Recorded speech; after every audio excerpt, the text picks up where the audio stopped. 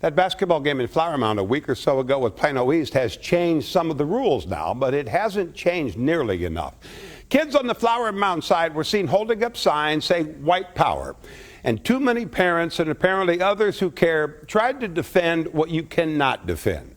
Some parents actually argued that it was just a mistake. They had 5 signs, grabbed 2, and they just accidentally, when held together, said white power. Louisville school officials say now it was no accident. And how could it have possibly been? They're taking their signs away, but there's a history in Flower Mound. When my granddaughter, who went to Louisville High, would be at a game in Flower Mound, she and her friends would hear the chant, "Welfare babies, do you know who your daddy is? Because we know ours." I feel sorry for people who find their value in the value of their home or the money they have, but I don't blame the kids as much as some of you might, maybe because I used to be one of those kids. I was raised in a small Iowa farm town that had only one black family in the county and raised by a man who used the N-word like it was a proper noun. I think I was 12 before I realized that the N-word actually wasn't the first name of Willie Mays, Hank Aaron, Elston Howard, and so many more.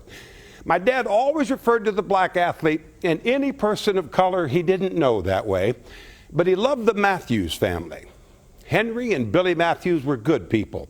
The whole family was. My dad always said they were different.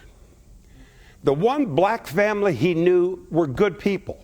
All the others he didn't know, they were the bad people. The ignorance in that reasoning, if you think about it long enough, will twist your mind, and it twisted mine.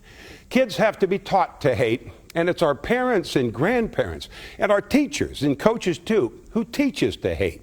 Kids become the product of that environment. I was, and they are. The kids who hold the signs and chant their racist slurs, and it's not all of them, it never is, but their ignorance perpetuates the stereotype of all of us in Texas as a racist, ignorant people. But that ignorance will be replaced someday by the wisdom they learn when they live in the real world, when they meet the people who don't look like them, didn't grow up the way they did, the people who make this life worth living. They will change. Not all of them, it never is, but they will change. I did a long time ago, they can too. But not if we try to defend what you cannot defend. And not if we stay silent and think taking their signs away is doing enough. The world will not be destroyed by those who do evil, but by those who watch them without doing anything.